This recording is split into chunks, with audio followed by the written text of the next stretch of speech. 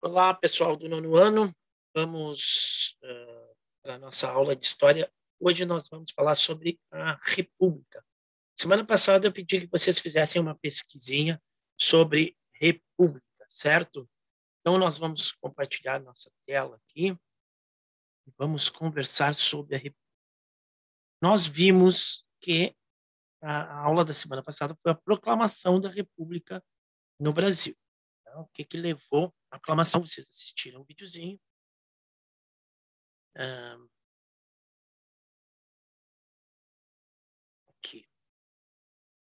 Então, a República é proclamada em 1889. Temos aqui a bandeira do Império, né? E aí foi criada uma bandeirinha para ela. Durou 3 dias essa bandeira. Depois chegou a nossa bandeira nacional agora. Viram que ela é parecida com a do Império? Bem. Bueno, olha o que eu botei para vocês aqui. Primeira República, 1889 a 1930. É isto que nós vamos estudar agora, até 1930. A Primeira República. A Primeira República, ou... não, primeiro vamos ver o que é a República, né? Eu tinha dado com vocês. Se eu me coloco aqui embaixo. Tá? República quer dizer coisa pública, né? Res pública, coisa pública. Depois da Revolução Francesa, né, esse nome República vem lá dos romanos. Né? Eles tinham a República Romana. Depois da Revolução Francesa, esse conceito de coisa pública, de governo público para o povo, né, ele vai assumir uns contornos de conceitos de liberdade, democracia.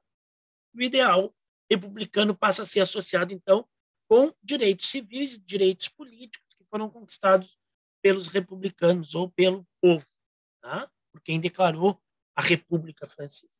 Então, esse conceito de república um pouco mais amplo, tá? Começa a ser assimilado pelas pessoas. Mas, no caso brasileiro, não aconteceu assim.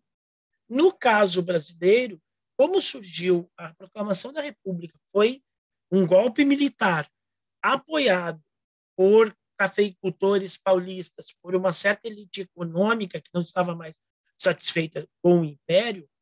Então, nós vamos ter uma república criada para atender os interesses de uma pequena elite dominante. Tá? Então, esse uso da coisa pública, ou seja, do Estado, para atender a interesses privados, é um dos maiores problemas que nós temos historicamente na nossa República ao longo dos anos, certo? Então, Primeira República ou República Velha, ela é de 1889 a 1930, tá? Então, 1889 a 1930, aquilo que eu falei, é o período que nós vamos debater. E essa República Velha é subdividida em dois momentos. Um que chama-se República da Espada, são os primeiros 5 anos de República, né? De 89 a 94. E um segundo momento um pouco mais longo, que é a República Oligárquica. Tá? E aqui eu botei as fotinhas dos presidentes, Marechal Deodoro da Fonseca, o primeiro, Floriano Peixoto, o segundo. Nenhum dos dois foi eleito, tá? E os dois eram militares. A partir daqui, nós vamos ter, do Prudente de Moraes, nós vamos ter a eleição de civis, né, e presidentes eleitos. Tem um militar aqui, o Hermes da Fonseca, mas ele foi eleito também. Tá? Então, esses aqui os presidentes que vieram nessa república oligárquica. Eu nem vou falar da República da Espada, vou falar da República Oligárquica, que vai de 1894 a 1930. Primeira coisa que a gente tem que definir, o que é oligarquia? Eu botei aqui do dicionário, tá, pessoal? Peguei do dicionário e coloquei para vocês ali. Oligarquia, substantivo feminino. Regime político em que o poder é exercido por um pequeno grupo de pessoas pertencentes ao mesmo partido, classe ou família. Um outro entendimento de oligarquia é preponderância de um pequeno grupo no poder. Certo? Então, a República Brasileira, nos seus primeiros anos, ela vai ser exatamente isso. o governo de uma pequena elite econômica, liderada, capitaneada pelos cafeicultores paulistas. Cafeicultores são os plantadores de café, os produtores de café de São Paulo. Quando eu falo produtor de café, não é o peão que trabalha plantando café, é o dono da fazenda que tem milhares e milhares de pés de café e que tem um monte de empregados, certo? Que antes eram escravos, agora, depois da abolição da escravatura, são empregados assalariados. Tá? Então, essa república oligárquica que a gente chama é o período em que o governo está dominado pela oligarquia agrária brasileira. Tá? Não só a paulista, a mineira também, e as demais, né? E que vai estabelecer alguns mecanismos para permanecer no poder, certo? Mecanismos políticos. Vamos ver que mecanismos são esses da República Oligárquica. Coronelismo. Coronelismo. Coronel não era um militar, tá? Coronel não era um... Tem um posto no exército que é de coronel, certo? Mas este coronel aqui que a gente vai falar do coronelismo, ele era o fazendeiro, o grande proprietário de terra. Eles têm esse nome porque no tempo do Império foi criada uma coisa chamada Guarda Nacional, que os caras montavam lá não chegava a ser nenhum exército, os caras tinham seus capangas e tudo mais, e tinham seus jagunços armados, o fazendeiro, e se o governo precisasse de alguma ajuda, esses caras eram a Guarda Nacional. E aí os fazendeiros ganhavam esse título de coronel. E ficou, tá? Esse título, então, quem vê novela de época aí, parece, né? Sempre o fazendeiro mais importante, mais chamado de coronel. Coronel fulano de tal. E ali tem uma fotinho, ó, cara com revólver em punho, tem um capanga ali do lado dele, tá as vaquinhas lá no fundo, tá? Então, o coronel, o fazendeiro, ele detinha o poder político e o poder econômico na sua fazenda, na sua região, não só na fazenda, né? Sobre toda uma região. Tinha outros fazendeiros ali também na região, e o coronel é o cara que controlava esses fazendeiros, controlava a vila ali, o município, dentro da sua área de influência. Então, o coronel geralmente era o maior fazendeiro de uma determinada região e ele dominava politicamente, economicamente a região. Tá? E ele, sim, tinha seus capangas armados, os famosos jagunços. Voto de cabresto. Cabresto é aquela corda que a gente bota nos bichos, no cavalo, no boi, para puxar eles. Né? Quando eu vou pegar um cavalo que está solto no campo, eu quero trazer o cavalo para encilhar ele, trazer para perto da casa, para botar os arreios, a sela, né? O freio, tudo. Eu vou pegar uma corda, simplesmente vou atar no cavalo e vou trazer ele pela corda. Né? Ou o boi, ou a vaca, vou amarrar lá e vou trazer pela corda. Então, esse é o cabresto. O que é o voto do cabresto? A eleição ela era aberta, ela não era uma eleição secreta. Então, quando tinha que votar num deputado, quando tinha que votar no governador, né, o cara lá, quando ia votar, ele tinha que votar sempre no candidato indicado pelo coronel.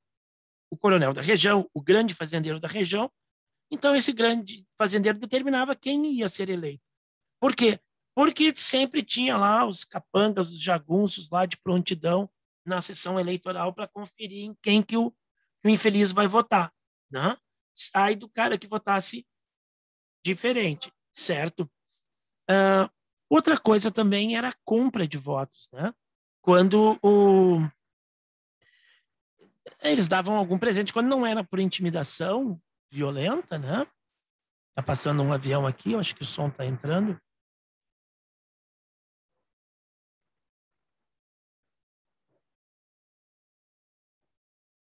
Vamos tentar. Eles prometiam presentes, por exemplo. É uma coisa que ficou clássica era o negócio da botina, né? O cara oferecia um pé de bota, né, de botina, para o trabalhador e depois da eleição ele dava o outro pé. Né? Então o candidato tinha que ser eleito, porque senão o cara ia ficar só com um pé de botina.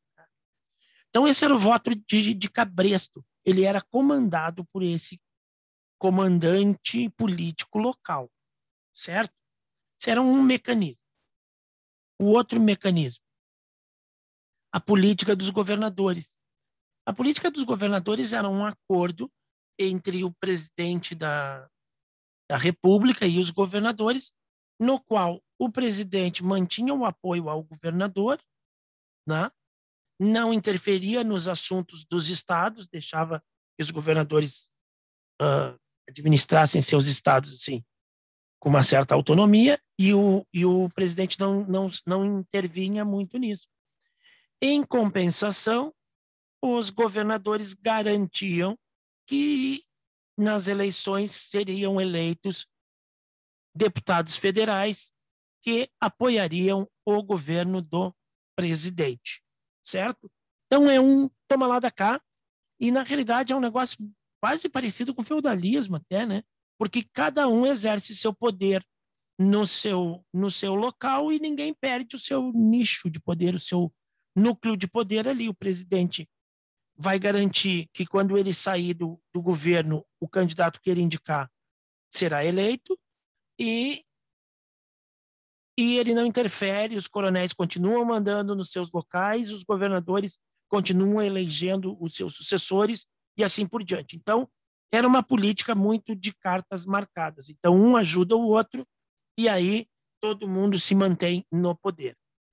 E o último quesito aqui desta marcante desse período da República Velha ou da Primeira República, né, mais especificamente na parte de república oligárquica, seria a política café com leite. Política café com leite era um acordo entre as oligarquias paulista e mineira, com o apoio do Rio Grande do Sul, que alternava um presidente paulista e um presidente mineiro, certo? Então, São Paulo, produtor de café, Minas, produtor de leite, então, política café com leite. Então, eu tenho o presidente paulista agora, daqui a 4 anos, quando tiver a eleição, o próximo presidente será mineiro. Passou o período daquele presidente mineiro, o próximo presidente será paulista, certo? E como é que isso funcionava? Em função de todos esses outros mecanismos que eu apresentei aqui antes, né, que garantiam que sempre o candidato do presidente, o candidato do governo, se elegesse. Isso até 1930. E aí, em 1930, a coisa vai mudar, tá? Mas guardem esta aula na cabeça, porque antes da gente chegar em 1930, nós vamos ter que sair um pouco do Brasil e dar uma olhada na política geral, na política mundial, tá? Para depois voltar para o Brasil, tá? Então, queridos, por hoje é só de República, tá bem? Encerramos aqui a República. Semana que vem vai ser uma aula bem mais light, eu vou dar só pesquisa para você, tá bom? Então tá, pessoal. Tchau.